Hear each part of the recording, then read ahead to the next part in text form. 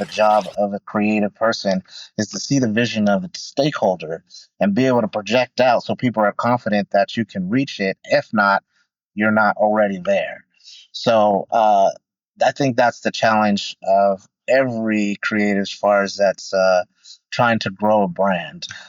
You want to make the audience, the industry, the market that you're appealing to have faith in your brand for the direction that you want to go. Because if they don't believe it themselves, it's difficult, if not impossible, to get there. So you have to make the audience, the market, believe you have arrived before you arrived.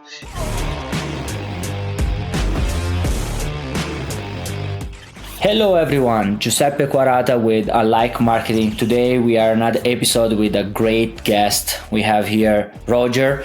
Roger Hooks is a visionary in corporate creativity with 36 years of experience. He has collaborated with industry giants such as Apple, Intel, AMD, Nvidia, and Universal Music Group, showcasing his versatility in creative leadership. As creative director at Supermicro since 2006, Roger significantly impacted the company's global brand strategy, helping increase its market cap from 250 million to 50 billion. He played a key role in the 3.0 brand launch, elevating Supermicro into the Tier 1 enterprise server solution space. Roger's leadership, working closely with senior executives, has shaped the company identity, emphasizing collaboration and teamwork over individual accolades. His career blends strategic thinking with creative innovation, making him a highly influential figure in corporate branding and design. That's great introduction, but the best one comes directly from Roger. I want to hear his story. I want to hear like how did you got what happened these 36 years and even before, like how he got where he is right now and the influence that he has right now. Thank you, Roger. Hi, thanks for having me. Truly a pleasure. When you talk about like where I've come from, I don't know how far back to go, but I think I could tie it to a story or align it with the kind of marketing strategy. It's just consistency. One of the things that might stick out in people's minds. So um, I come from kind of a family of creatives. My grandmother was an artist. Just back in those days, that wasn't something, a career for a woman of color. And my dad was an artist. Again, still wasn't something that you would find a path in for a person of color. So he became a machinist, industrial trade, and that's what he used to provide foundation for our family. And he saw that I had that aptitude, and I had it showed him since I was, I don't know, maybe 8, 9, 10. That's just drawing pictures. So what he did was started enrolling me in art classes at about 12 years old. So I took art classes all the way till I went to high school. And actually, no, I stopped, but went to high school, took more classes, and realized that there was industry to become, you know, a creative professional. I didn't realize that until then, and that kind of curved my direction as far as career. Before my classes, well, I was strongest in the subjects of like physiology, so I thought maybe I'd become a doctor. But I only wanted to become a doctor because you make money. That's really it. It wasn't a better, more grand purpose of saving people's lives. No, it was just more career oriented. But my passion was in creative, was in art. So once I saw that there was a career path in art, I changed my electives, took photography, took art, took graphic design, took drafting, because I had fulfilled all my college prep courses by the time I was a senior. So I went on to school, completed art school, and then I got my first job at 19, actually at 17 before I got paid first, doing a project with a small club in Santa Cruz, California that was doing a surfing competition. They stumbled across some of my artwork, asked me to do a poster. I did a poster, made $75. As a 17-year-old, that was a lot of money back in the late 80s. And from there, continued on. Um, got my first job at 19 and as a paste up artist, which is like the real bottom entry level position back then, which is based just as it sounds, pasting pictures onto a paste up board and shooting photography of that. And just stuck with it step by step, learning as technology evolved. Desktop publishing was coming into play around that time. And I just kept thirsting for more knowledge, thirsting for the knowledge of graphic design, as well as thirsting for running a business. So I was Mm-hmm. first in to the place that I worked. I was the last to leave. They'd have to ask me to leave because I think up my own projects and jump on the computer and try to challenge myself, come up with things that I hadn't seen done. And that was one of the things that I actually wished I saw more of young people coming in the industry is like finding your own work because that's when you really get to explore and test your talent. So from then on, went for several different firms. I think I grew most when I worked for this small advertising or small design agency that was doing Mm-hmm. some great kind of pop up book art for corporate. So we had an event that was um, creating invitations, and it was a pop up invitation for the Silicon Valley Charity Ball. So that allowed us to just really expand on using different textures, different coatings, different imprinting. So glosses, dull varnish, just a full gamut die cutting of print. So that really allowed me to um, expand my knowledge on creativity of materials, using materials. And then then on, we got more into video and digital aspects of creativity, um, but still maintaining and staying the course of a creative professional till I started my own firm. For just short of 10 years, I had my own firm and built a lot of relationships, continued to build my reputation, and till the dot com crash. So had a little bit of setback back then, 2000 ish, and Mm-hmm. but still maintaining and staying the course of my career. That opened the door to lots of people saying, "Hey, Roger, what are you doing? We got this opportunity here and there," and that type of reputation led me to where I am now is at Supermicro. Um, so when I came into Supermicro, to make a long story short, they're about a $250 million company. Now it's about 15 billion. Yeah, 15 billion. The Nice. founder wants to get to 40 billion in the next year. How I would say I helped was really take the company's image, which was founded in East Asian type of traditions, and it's still a slow journey, but carving it and catering it more to Western culture. So the brand is more widely accepted. So I had some background with that. I kind of skipped over during when I was running my own businesses. I had kind of made a name for myself of taking companies that are coming from the Pacific Rim, looking to get into the retail market of the U.S. So had built a reputation there, and that seemed to carry over into this position to understand both the culture, um, the pride they have in their culture, and having the patience on slowly migrating that to what would be more industry acceptable for Western culture.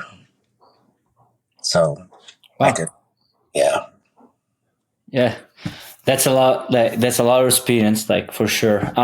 One thing that comes to my mind right away is actually like now that you're saying it's not everyone has this role of integrating Eastern culture to the Western culture. Is like I think it's different. Mostly for me, who knows me, I'm from Italy.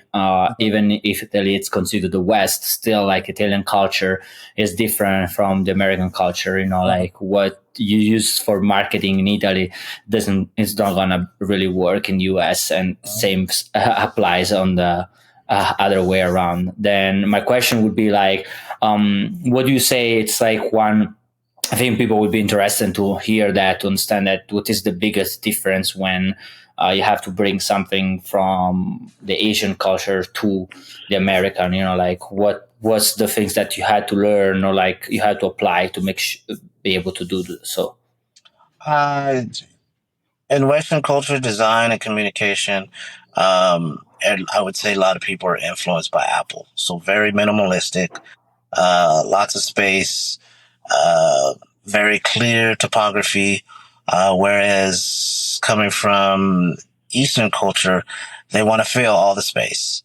So everything you're heavily bombarded with imagery and the information, their topography, and it's really tight as far as the placement of the layout and the objects there. And then their use of color, a lot more free on the use of color. My question would be at this point, hearing your story, like I think it's something specific of your like niche where you're working, and I think a lot of people would be interested to understand what is the difference between the Asian market and the Western market, you know, and my experience being from Italy, I know there's so much difference between Italian culture and the Western culture, the way we market, the way people want things. That's why I'm really interested to hear from you. What is this difference? Like, what make the Asian market not really suitable, or the marketing way not really suitable for the United States? Well, the first thing that I noticed was the use of space and traditional, I'd say, kind of U.S. influenced design, especially in the last 20 years. A lot of people, especially in the tech, the space we're in, is influenced by the trend set by Apple. So it's a very minimalistic type of approach. So you get a lot of space, big words, one image, one striking, we call a hero image, and that would probably be the majority of the layout and the design. Uh, in contrast, what I noticed coming from the Asian market is pretty much the opposite. So they'll fill every bit of space with either text or imagery until there's no space to put anything else. So that's what I saw coming into uh, the Supermicro marketing department. Uh, they like to use all the space on the page, which tends to lower the comprehension of the information. So years ago, and part of that long introduction, I also worked with a gentleman that was focused on direct marketing and email and mail, direct mail marketing, and everything had a specific purpose. You don't think of or mail marketing as being very scientific, but it actually is. He knows what colors are gonna work best. He knows what statements and how to place the statement that he wants the audience to reply or take action on, where to put those, and what it needs to say.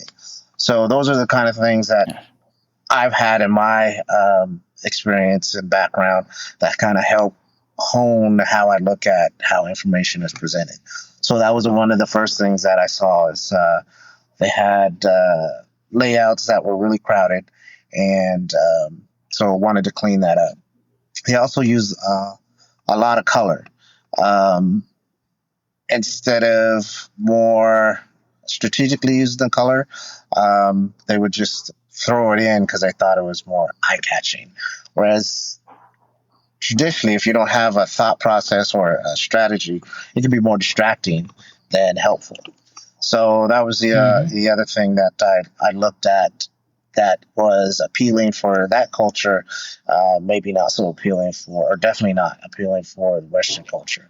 So we narrowed down the color palette and we cleaned up the layout so that they're a lot cleaner.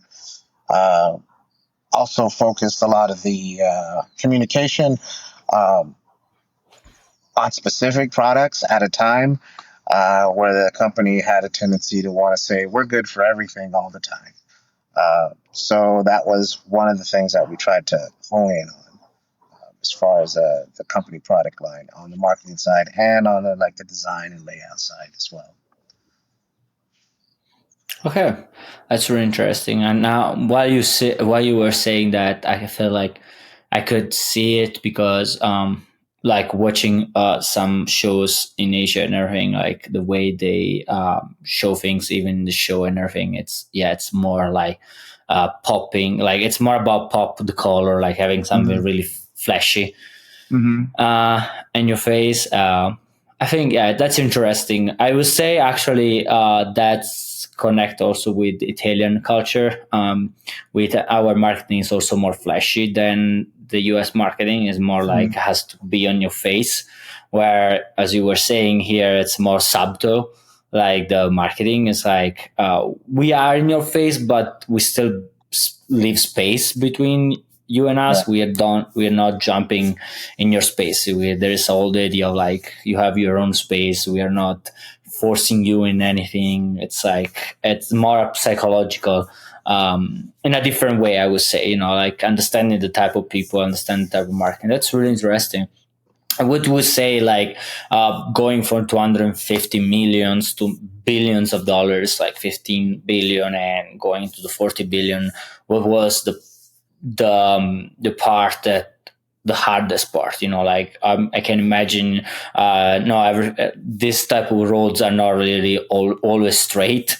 Mm-hmm. They Yeah. have a lot of up and down, like every business world or like entrepreneur. That's how we live. What we say was one of the biggest hard time you had during this path to reach the billions mostly. Well, I'd say actually a previous client coined this phrase that I think is accurate. He started a business, and when he started a business, I was there with him, and then every step of the way as he grew his business, which was also an IT company. And what he said was, when I was just an idea, you made me look like $1 million company. When I was $1 billion company, you made me look like a $10 million company. Now I'm a $10 million company. Make me look like $100 million company. So I think that is summed it up pretty well. The job of a creative person is to see the vision of the stakeholder and be able to project out so people are confident that you can reach it. If not, you're not already there. So I think that's the challenge of every creator as far as that's trying to grow a brand. You want to make the audience, the industry, the market that you're appealing to have faith in your brand for the direction that you want to go. Because if they don't believe it themselves, it's difficult, if not impossible, to get there. So you have to make the audience, the market, believe you have arrived before you arrived. And that comes a lot with how sophisticated your brand is presented. Um, if you know your market is maybe going to look at a specific type of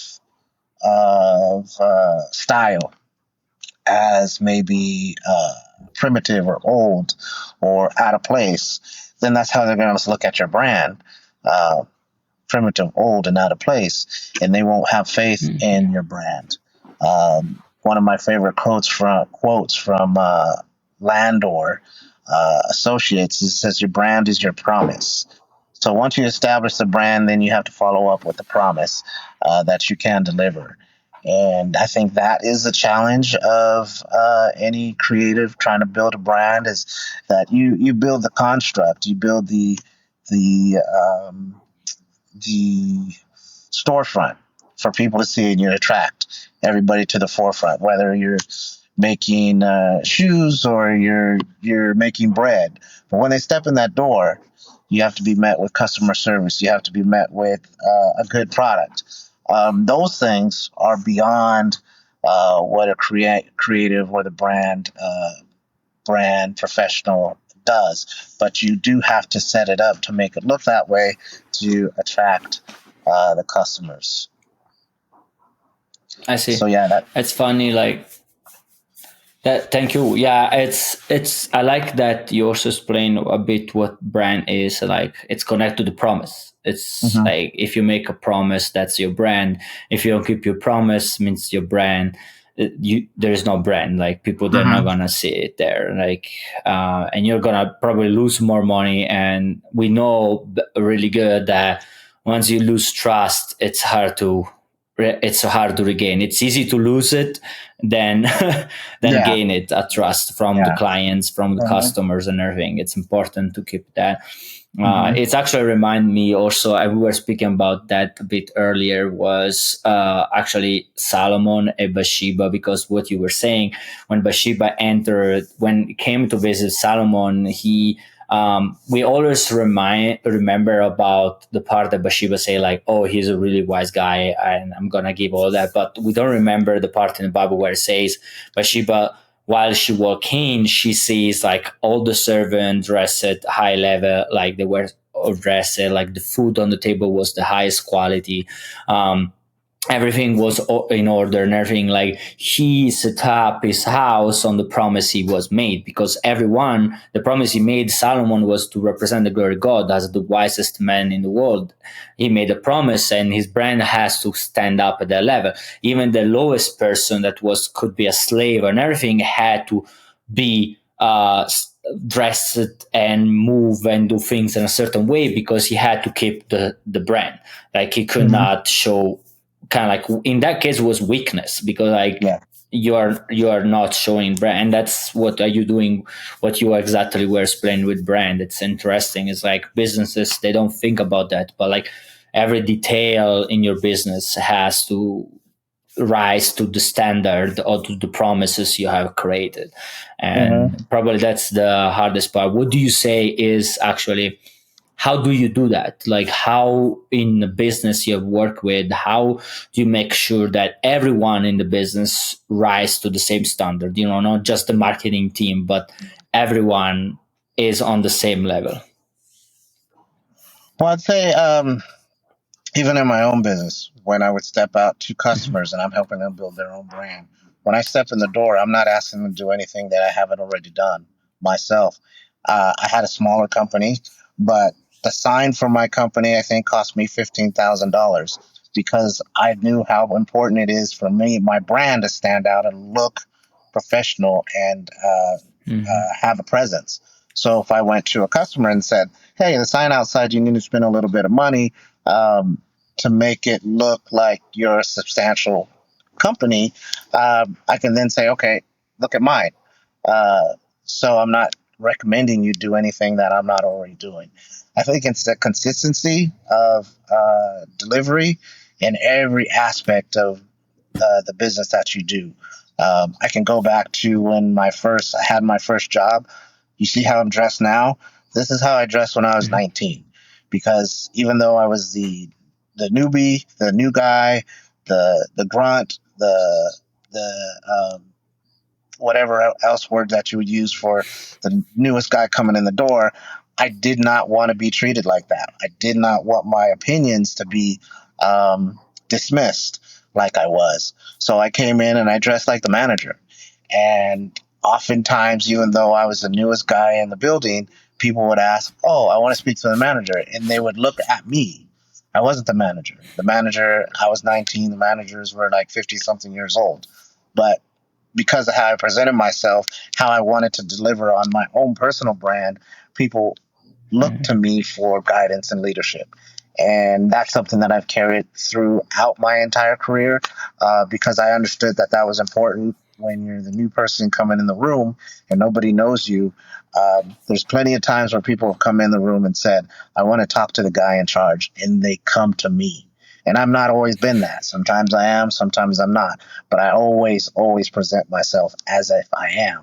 So that helps with delivering on your experience when you're giving guidance, direction. People will believe even before you deliver, but they will believe on your promise, waiting for you to deliver on your promise. But then you got to deliver on your promise. And so accountability is also something that's very important to me. Uh, and as I'm helping a brand build, is what I talk about a lot is accountability. So if you say it, you got to do it. You got to follow through. And if you can't, you got to stand up to it. Don't make excuses. Don't hide from it. Stand up to it, and then try to make amends and try to work towards making improvements. But accountability is also, I think, very important for a brand. When we look at the Bible, accountability is, shown all throughout the Bible, and that's what's important. Keeping your promise, so people believe in you, and Jesus Christ, that's what he did. Kept his promise. Yep. It's like it's interesting thinking because like I feel like mostly when I travel to the West Coast, there is not California, but like Washington and everything. I feel like now the dress code has changed a lot. And Mm-hmm. just hearing what you were saying is it's interesting because I still think that people, even if people say like, oh, it's not important anymore that you wear a suit, it still make a difference when you wear a suit. Yeah, It's still people look at you in a different way. yeah. They take me more serious. Mm-hmm. But you gotta keep in mind the trends. So I can't show you, but I have like very high end sneakers on with my suit because to kind of dress it down a little bit to kind of match the trend. But still, I got a sports jacket on. I don't wear a tie anymore, so I put those aside to dress it down a little bit to fit the trend and the style, to fit in, make people comfortable. But still, I'm not coming in with a t-shirt. Yeah, no, it's I've seen that because I felt the same at one point with my business. I got some custom suits and stuff like that, and every time I go out, I match that. But even when I later on, even when I some event I don't have to be a full suit, but like even I still want to have like nice button up shirt, Mhm. like pants of certain quality. For me, because I'm from Italian, I always try to bring colors, even if like a lot. Being from Colorado, I notice here it's everything on the dark scheme. Like it's everything gray, blue, navy blue, Yeah. black, brown, Mhm. and I like colors that bring. I'm still like on the darker side, like for example, like green forest green or Mhm. a darker orange. But it's for me, it's like part of my brand or part of who I am. I'm like I want people to know I'm Italian, and it's like I want to bring the colors, I want to bring the life Mhm. and excitement of Italy inside mixed with what is here that's really dark colors and things. But yeah, I noticed that's what you say is like how you dress opens conversations. Mhm. Like if you go an event, you go in a conference, like depending what are you wearing, you might have really successful conversation, you might have no conversation at all. Mhm. You might speak with the right people, you might find a client that it's bigger than you thought. It's just the way Yeah. you dress. But I think at the end of the day, you say also the confidence is the way you approach people, the way you try to speak, and not that you're trying to sell more that you are, but you were saying before, if I'm trying to reach 15 billion, I have, even if I'm 100 million, I have already to dress, to speak, to do things like I'm a billionaire. Like my Mhm. business is rich; it's a billion. Yes. Yes. Um, and what do I'm, you I'm think? Sorry, sorry, I'm say. curious. I can't remember the Italian flag. It's black, red, and gold. Oh no, it's green, white, and red. Green, white, red. Okay. Green, white, red. Okay. So what I found is that oftentimes the nation's flag colors are what Hmm. drive the colors of the brands in that company. So here in the U.S., a lot is blue. A Hmm. lot of companies use the color blue uh, and red, and of course white is almost common Everywhere. because it's just on the white paper. So red, white, and blue you'll see in a lot of companies' brands. Um, I noticed companies since we're neighboring Mexico, a lot of brands from Mexico they have a lot more green and red in their Yep. marketing. So that usually what determines what's acceptable for that particular market. Um, so I found that interesting, just studying colors and different cultures Hmm. of what's acceptable. And I've also noticed that in Europe, it seems, correct me if I'm wrong, that black is more heavily used, which I like. I love using black more so than in the U.S. Hmm. Yeah. Black does a great create. It's mostly used to create that luxury, like Hmm. high end Yeah. feeling. That does actually, even here in US, I found a few company that they started to use more the black to raise the feeling of higher hand, most in their packaging. For example, Hmm. I have there's a company make chai. They what they do is like gold and black is the main color, Hmm. and because of that, the idea is to bring like treasure, bring like the luxury, even if they are from Seattle, for Mm. example, where it's normal because Seattle is a really a tech IT area, Yeah. Hmm. and most of the time they use blue, like you were saying. They use like different shades of blue. Yeah. um, but yeah, that's one thing. Even with supplements and everything, I've found some new supplements, some new businesses that are coming out that they change the package, they fully change the package. Before they were more on the white, red, Hmm. like you say, red, blue, and now they're adding more that the back instead of the white. Most of the people are moving away from the white and have Hmm. black as like the background colors, and Hmm. then they're putting like accent color on top that can be Hmm. gold, red, blue, like a certain way, in the way that like pops more. It's like Yeah. they're Yeah. changing. Hmm. But I think it's everyone. People are getting used to, even with screen. I think like people they're not using the light mode anymore. They're using more the dark mode. They Hmm. want the background to be black, and then Yeah. like this. I think it works also for the eyes. It's helps also. I don't know. I don't really know the science behind that. I'm not big on the creative side, but I noticed that the background dark is actually something that right now it's really popping. Like everyone want to change on dark background. Mm, okay, okay. I had haven't looked at a study in a while, but I know at one time when I was studying optimizing websites, that people were Hmm. more apt to buy with a white background than a dark background. Um, Okay. so that was something I haven't studied it recently, but I know a while back that was the case. So based on that data, I reluctantly started using white because I do also prefer dark backgrounds as well. Um, How did it work for you? Did you notice there was this difference that once you start to use more like white background? I wasn't for the ones that I designed. I wasn't intimately familiar with those particular businesses to get that kind of Mhm. information. Um, it was like do the website, then I handed it over, and then I didn't hear from them again. So I don't have that kind of data on that. Okay, yeah, that's for sure something that I think also changed with how people do things.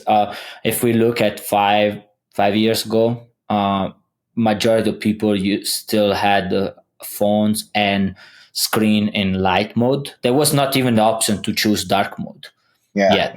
yeah. Like we think like now everyone knows about dark mode, but it's not something that came out. Like if we look 5 years ago, 7 years ago, there was majority of phones and firms, they didn't have the option of dark mode. Correct. It's really something pretty new. It's something Hmm. that came out in last 5 years, 4 years. Yeah. That's why I think maybe that's also been the difference. As more phones and laptop allows dark mode, people are gonna change. I know Yeah. that sometimes dark mode can create problem with people with special problem, like for contrast. Hmm. If the contrast is too high on colors, it can be like it can create nausea for people and stuff like Yeah. that Yeah. with the dark mode. But again, I haven't done enough study to say like that's what it is. Hmm. Uh, as interesting. Now, one thing that come to me, and I wanted to ask you because I have a consulting company, and what we do mostly is we work on the back end of Hmm. company. Like we work with marketing team, but what we work is the back part. It's like integrations, AI, CRMs, webhooks, API. You know, you have some. You know better than me. Like how you get bigger, you have like more and more tools and software that they need to speak to each other. They need to work together. That's what we mostly work. We do that type of work integration on creating system and process. How do you see the integration? Like how hard is integrating the creativity side of the front end? You know, like the things that everyone sees, that's the front end, and then the back end. Like working in a bigger company, do you feel like teams often have problem speak to each other? They have different idea, or like I want to hear from you more since you are working on a business that's billions of dollars. Our team is pretty well integrated. Uh, Mhm. on the creative side, as a creative director, I will provide more of the structure of Mhm. the design and how to be implemented. So there isn't too much conflict because I come in before anybody gets started and I say, okay, here's the rules of the brand. Follow the rules of the brand. Uh, so then when we get into the designers, they have that structure and they're already working with the back end developers based on the functionality that we're looking to implement. So we'll start with the back end, and then the designers will come in and kind of mask what the function is, versus them creating the look, and then the back end has to figure out how to connect what they created. So it's starting from the back to front with guidance overall. I think what keeps us pretty smooth. I don't recall any conflicts in the 20 years that I've been at the company with that strategy. So it's always good Awesome. to establish the rules of the brand. So look at that from the beginning, and then from there you can kind of identify sometimes where there might be conflict, and what I say is compromise.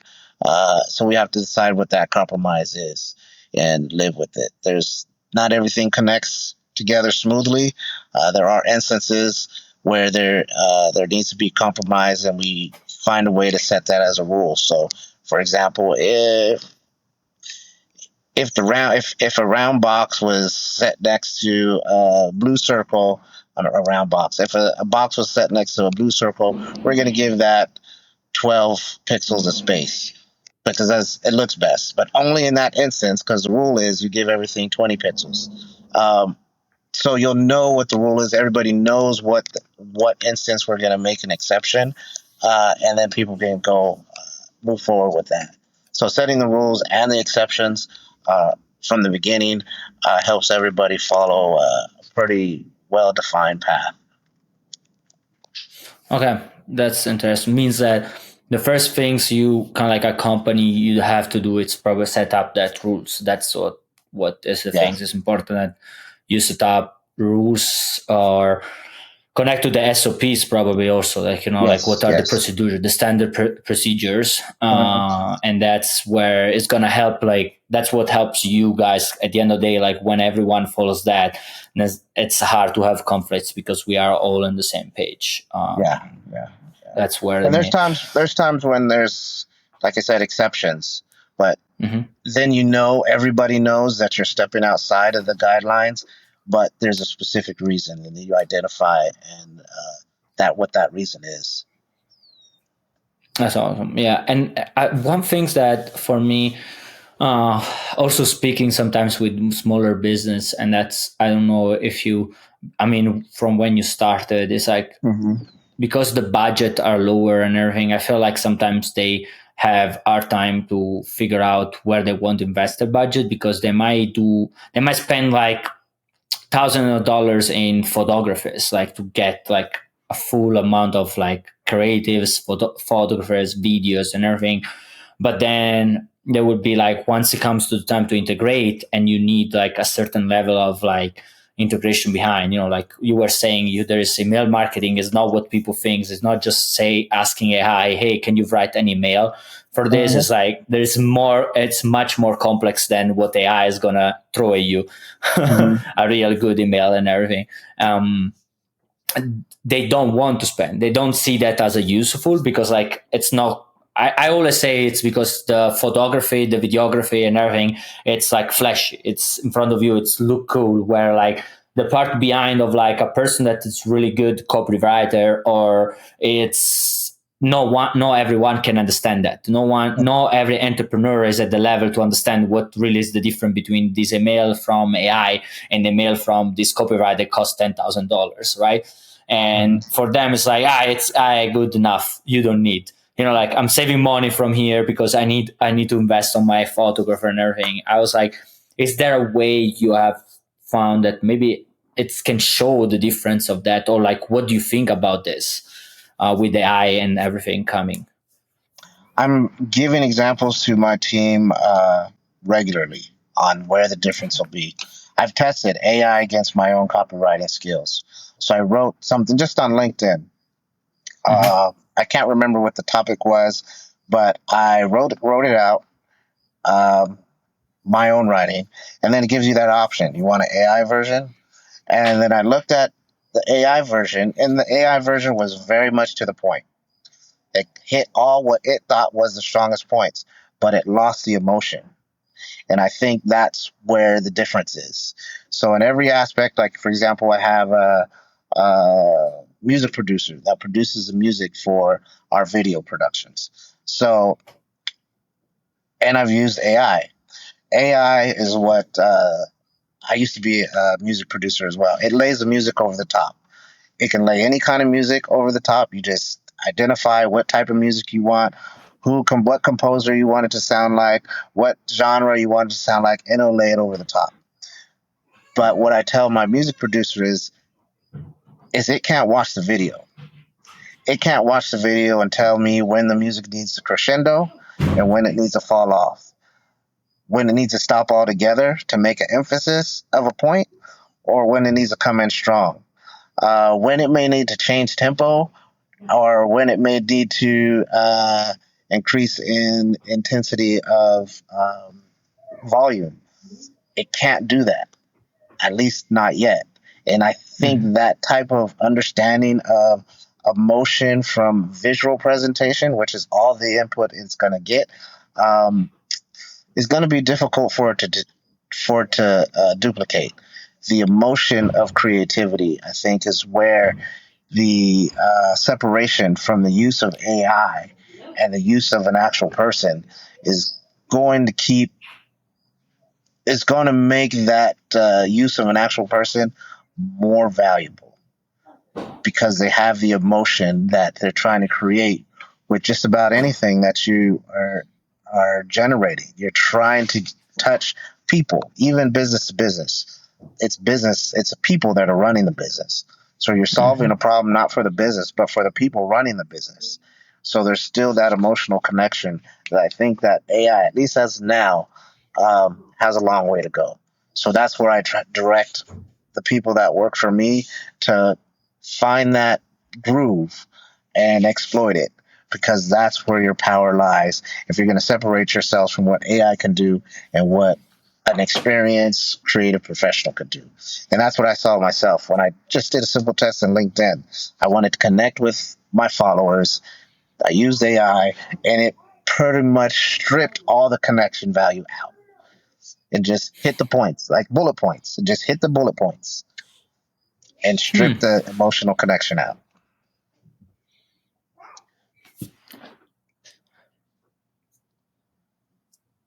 Yeah, no, I can see that. Yeah, and that's funny because actually, how you were saying, sales is made mostly for emotion. People buy, they are emotion Mhm, driven. And then most of the time, the things we buy are connected to emotion. Then mostly, I would say even more if you are. I like to make a difference between um, I call cheaper brands, but there are the brands that they always have sales mhm, and the premium brands because the brand that have always sales they yes emotion but I mean it's an emotion because people are trying to save money. You're mhm, still touching to a specific emotion of like I don't have enough money, I need to save, oh this is cheap, perfect. But then like even more once you get to premium brands where you are not running sales, so you're not running mhm, much of this type of things, then like you have to connect with the person and you are expensive because you are a higher end ticket, mhm, and for a lot of people might you are more like an investment than just like impulsive buying. Then in that case you have to make sure you are connected with that person, you connect with their mhm, emotion. That's what I found. That's a big, also even a bigger difference once you get in the premium side. Like all the games, stays on the emotion side. Like there's mhm, nothing else you can do because like you're not the type to stay as a premium. You cannot run too many sales. You cannot run too many like last minute sales, stuff like that. You have to keep your image as a higher end, something that not everyone can touch it or everyone can reach it. If you do too many sales, then too many people is gonna have it, and the mhm. value is gonna lower. But then also be able to, in the same time, to tell people like you can afford this. It's Yeah, expensive, but not for you. yeah, It's not yeah, what you think. It's like yeah, yeah, uh, I think that's where AI makes a lot of. It's not really capable yet to yeah, do yeah, that type of differentiation. yeah, yeah. That's ability to tell a story in an emotional way to connect with the audience on an Mm, emotional level is key. You speak about like high end brands, and I think of Italian, Italian suits, Italian cars, um, mhm, all high end personas. So maintaining that level of high quality premium is paramount at every aspect of it. But you do have to have knowledge of that lifestyle uh, to be able to portray and be able to connect to those people that would appeal to that or find that brand appealing.